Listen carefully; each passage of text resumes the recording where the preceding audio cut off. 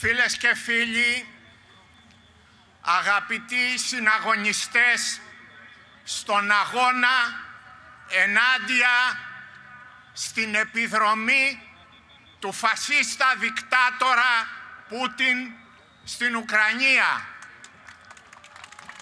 Έλληνες και Ουκρανοί, θυμάμαι όταν τα σοβιετικά στρατεύματα εισέβαλαν στην Πράγα και διαδήλωνα μαζί με χιλιάδες άλλους στο Παρίσι, που ήμουνα τότε διωγμένος από τη Χούντα, ενάντια στη φασιστική σοβιετική επιδρομή στην Πράγα.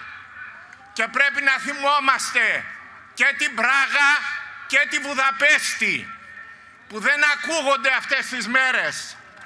Αυτό που γίνεται σήμερα στην Ουκρανία είναι η συνέχεια του.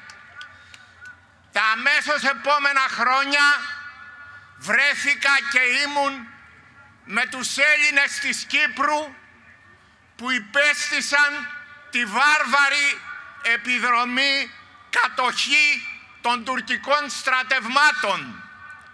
Σήμερα αυτός ο αγώνας έχει μεταφερθεί με επίκεντρο την Ουκρανία.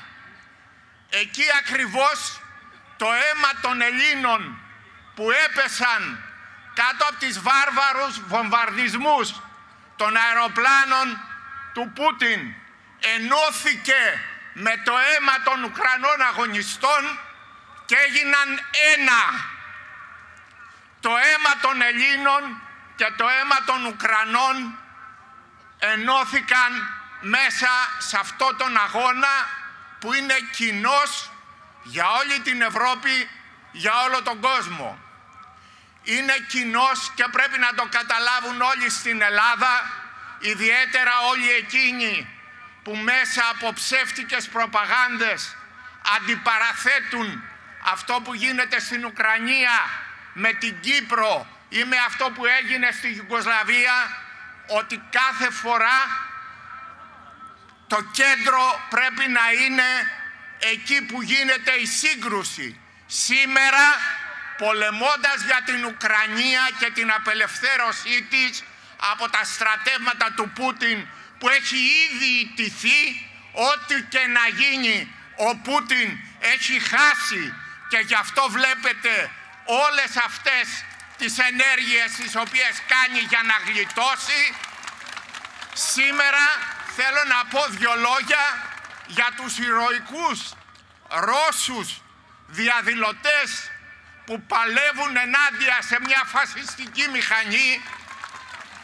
Να πω δύο λόγια για τον Αλεξέη Ναβάλνη, αυτή τη μεγάλη προσωπικότητα που δοκίμασε να τον δολοφονήσει, και πολύ φοβόμαστε για την τύχη του σήμερα στη Σιβηρία, γιατί αυτόν φοβάται, εκείνον τον άνθρωπο που έχει δηλώσει ότι για να μπορέσει η Ρωσία να είναι δημοκρατική υπάρχει ένας όρος, να πάψει να είναι αυτοκρατορική και να επεκτείνεται. Μόνο μια Ρωσία η οποία είναι ένα πραγματικό έθνος κράτος που σέβεται τα υπόλοιπα είναι δυνατό να αποτελεί κομμάτι της δημοκρατικής Ευρώπης. Μέχρι τότε που θα γίνει αυτό πρέπει να παλέψουμε για να γκρεμίσουμε τη δικτατορία που είναι πάνω στη Ρωσία, και η πρώτη σε αυτόν τον αγώνα